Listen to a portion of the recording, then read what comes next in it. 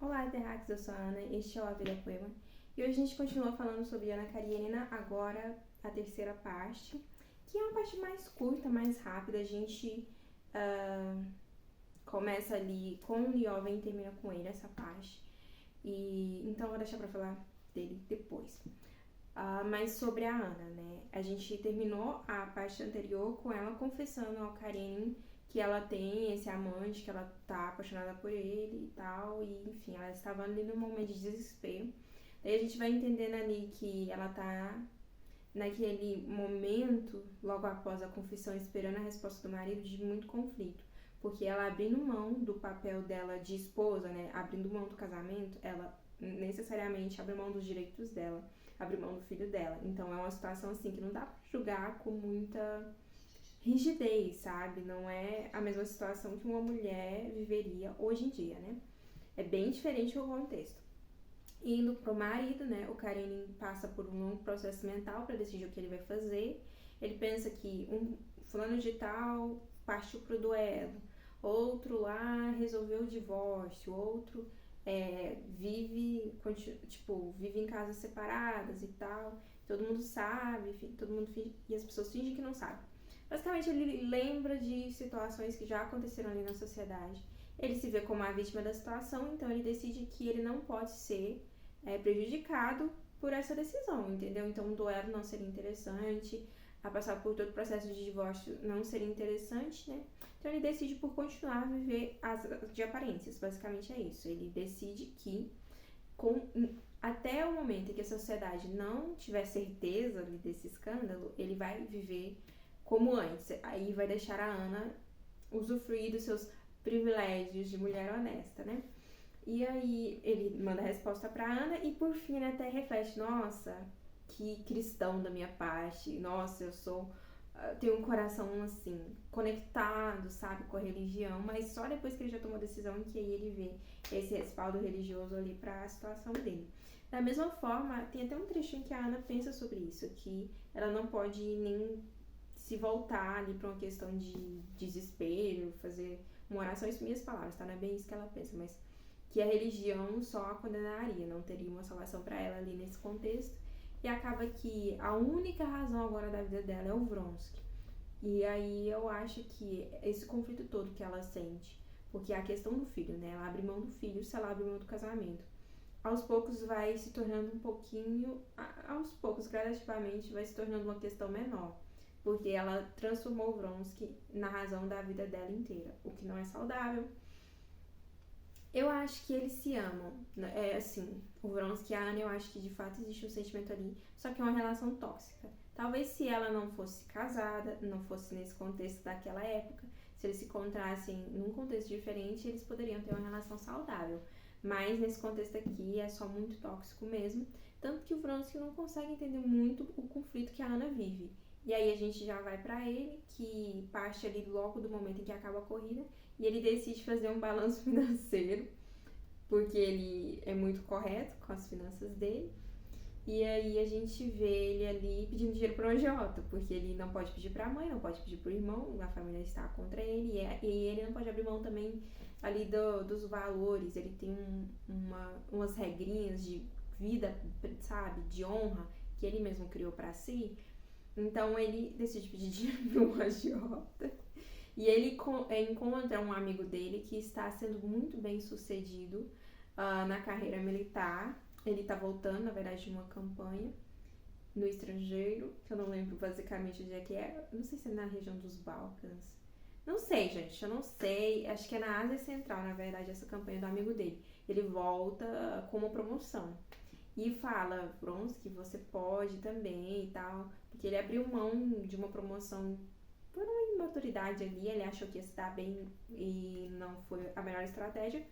E agora ele tá ali, na verdade, refletindo, sabe? Ele tem um pouco de inveja do amigo, mas pra ele o amor de uma mulher, o amor da Ana é mais valioso. E ele fala que ele precisa respeitar ela mais do que ele respeitaria se ela fosse a esposa dele, porque né, ela tá abrindo mão de tudo ali, basicamente por causa dele, entendeu? Ele é o pivô da separação. Mas assim, de fato, o Vronsky, ele... Cara, se você for parar pra pensar, ele é muito fio condutor de tudo que acontece na história. Foi por causa do Vronsky que o Lyovin foi rejeitado. Foi por causa do Vronsky que a Kitty ficou adoentada. Foi por causa do Vronsky. Só o Oblonsky que não. O Oblonsky, ele faz as burradas dele por ele mesmo. Ai, mas aí a questão, né, da Ana. Então, assim, o Vronsky, ele é muito, sei lá, um caráter. Ele é muito personagem que causa discórdia ali, sabe? Discórdia não, movimentar a trama, né? Um agentezinho do caos ali na historiazinha do Tolstói. Imagina se ele conheceu algum Vronsky na vida, né? Porque muita coisa que ele vivenciou. Mas aí, por fim, ele e a Ana tem uma conversa, ela conta a decisão do marido pra ele, e ele fala, não pode ser, a gente tem que ficar junto e tal. E, enfim, os dois sabem que nada vai mudar. Eles chegam a essa conclusão. Tanto a Ana não tem força, coragem, nem... Gente, não é inteligente. Ela abre mão da posição dela. O Vronsky também, o que ele vai fazer, né? Ele já pensa no duelo, na verdade, na hora que a Ana tá falando.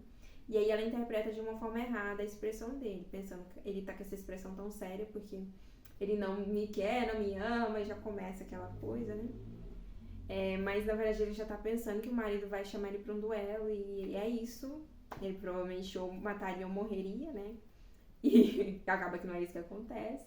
Ela fala, não, vai continuar como está, eu vou ficar, tenho meu filho e tal e tal. E aí ela chora e aí ele pela primeira vez na vida também fica com vontade de chorar.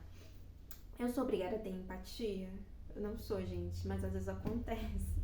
Porque é triste, é muito triste a situação dos três ali, do Karenin, do Vronsky e da Ana. É simplesmente devastador, entendeu? Não tem uma boa solução, não tem um denominador comum, sabe? Não tem nenhuma forma de todo mundo ali sair bem disso. Acho que a única forma seria nem ter conversado, seria a Ana nem ter casado com esse cara que ela não gostava, né? Mas enfim, é o que é. E eu acho que assim se encerra esse núcleo. Eu tenho ali alguns comentários a respeito da prima do Vronsky, a princesa, né? Acho que ela é princesa. Tem alguns comentários a respeito da amiga do Karenin, mas de relevante eu acho que é isso. Daí temos a Dolly, né, gente? Oh, meu Deus, Dolly. Como eu falei anteriormente, aquela venda do Oblonsky, né, das madeiras, foi uma responsabilidade. Ignorem barulhos externos. Eu acho difícil de ignorar, mas por favor, vocês ignorem. Mas aí foi uma responsabilidade, porque ele vendeu por um preço menor do que valia. E esse dinheiro faz falta agora pra Dolly, né? E ele foi lá para arrumar a casa para ela levar as crianças pra lá e morar lá no interior, cortar gastos. Ela está indo por isso, porque ela não tem dinheiro. E ele basicamente ele manda trocar as cortinas e o estofado ali dos móveis, e ela chega lá, não tem estrutura pra ela fazer nada. E ela fica desesperada ali com aquele monte de criança. Eu nem sei mais quantas são, sei lá, 8, deve ser umas 8. É muita criança. Mas aos poucos ela vai se adaptando e ela passa a apreciar aquela vida mais simples ali no campo. E é muito triste, é outra situação. Que ela casou com uma pessoa péssima, entendeu? O Oblonsky não devia se casar. Ele vive um estilo de vida de alguém que não quer estar casado. Então ele não devia ter se casado, né? Mas a Dolly tá ali presa a isso e, enfim, a vida dela cuidar daqueles filhos e foi difícil para ela a adaptação, mas por fim ela já consegue se organizar com a ajuda ali da senhora que eu não vou lembrar o nome, mas ela, enfim, tem ali um auxílio da pessoa que trabalha para ela e por fim ela consegue organizar a casa de uma forma que dá para habitar bem. Tem aquele momento ali com as criancinhas. Gente, se não for nessa parte, se for na anterior, vocês me perdoem, porque eu não me lembro. Não me lembro, não tenho certeza se foi nessa ou na anterior. Mas aí a gente tem, acredito que foi nessa mesmo, a gente tem a visita do Lyovin, e aí eles têm a conversa sobre a Kitty, entendeu? A Dolly, gente, a Dolly é minha favoritinha, entendeu? Ela é maravilhosa, eu amo muito a Dolly. E ela me lembra um pouco a Eliza de Hamilton. Não sei porquê. Casou com um boy lixo, que não queria estar casado, não devia ter se casado. E ajuda muitas irmãs, talvez, mas ela fala sobre a Kitty. joga na cara do Liam algumas verdadezinhas, entendeu? Deixar ali claro que se ele tentar, ele vai receber um sim. E ele fica um pouco ofendido, assim, a esperança começa a crescer no coração dele, mas aí depois ele já fica de mau humor e vai embora. E é isso, basicamente, que acontece de relevante com a Dolly. Oblonsky sendo babaca, mesmo à distância, e Dolly ajudando as pessoas, linda e maravilhosa, perfeita. E aí chegamos ao querido Liob. Gente.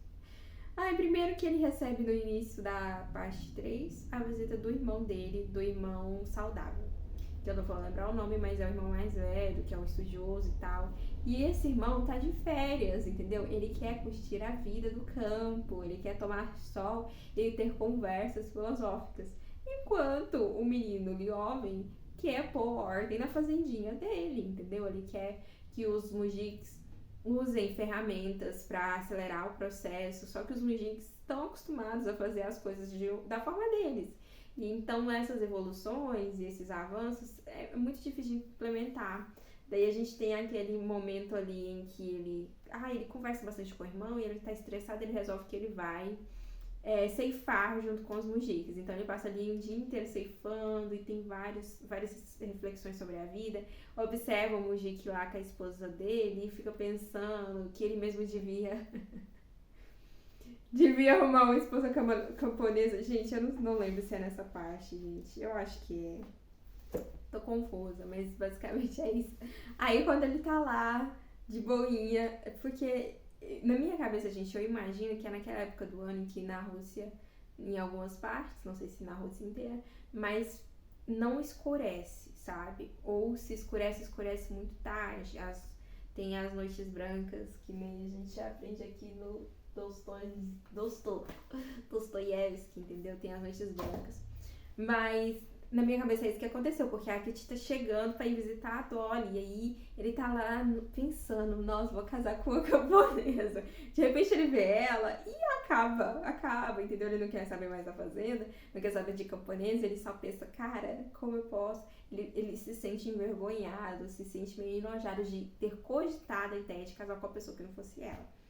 Mas fica por isso mesmo, porque a Dolly manda uma caixinha falando assim, olha, a gente precisa de uma cela pra Kitty cavalgar, por favor, se você tem pra emprestar, vem e traz pessoalmente, né? A Dolly, gente, maravilhosa, tentando ajudar, né, o amigo.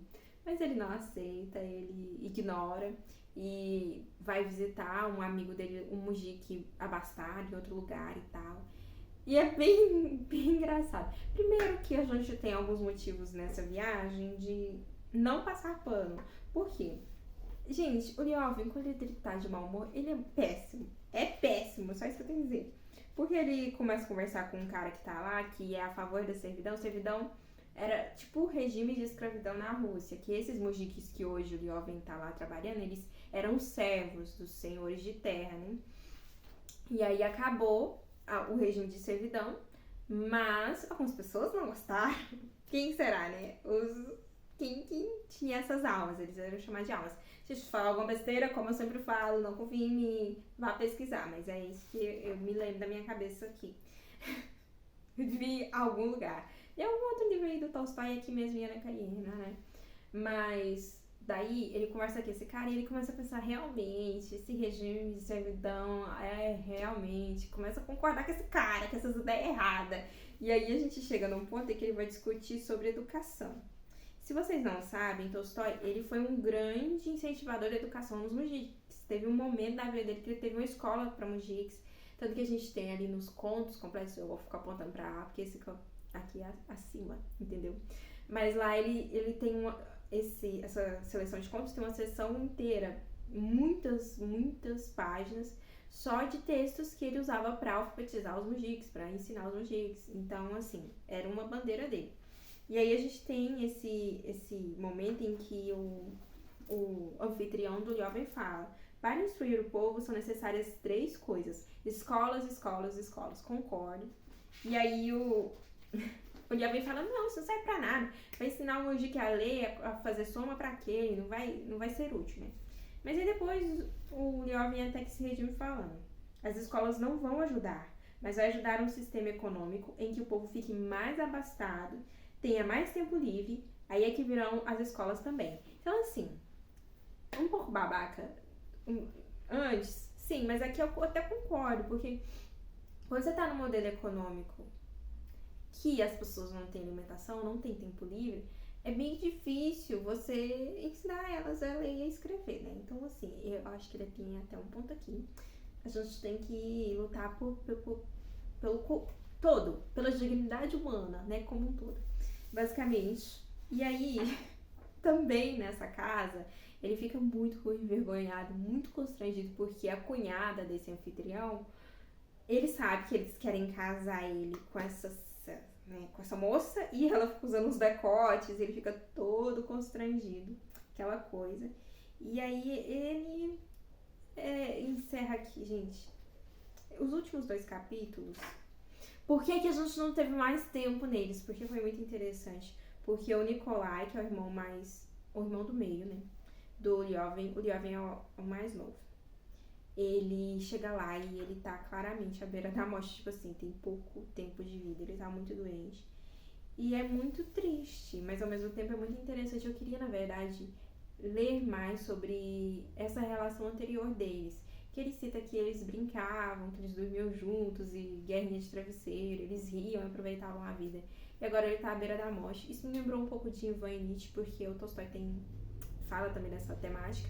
E eu sinto que o Lyoven já começou o processo de luto dele, por ver o irmão, entender que o irmão tá morrendo, e aí ele já tava ali todo empolgado, porque ele voltou lá da viagem dele, decidido não a continuar aquilo que ele tava fazendo, de implementar mudanças e avanços ali na fazenda dele. Ele decidiu começar meio que um modelo de cooperativa com os mujiks, em que eles se tornam sócios ali da fazenda, né? Não dá muito certo, eles não entendem muito, ficam pensando nesse fazendeiro senhorzinho de terra, só quer arrumar o nosso dinheiro, quer nos explorar, entendeu? Ninguém acredita muito na boa intenção dele. E aí o irmão dele, enfim, compara, porque ele quer escrever um livro. Ele está nessa mais de uma parte.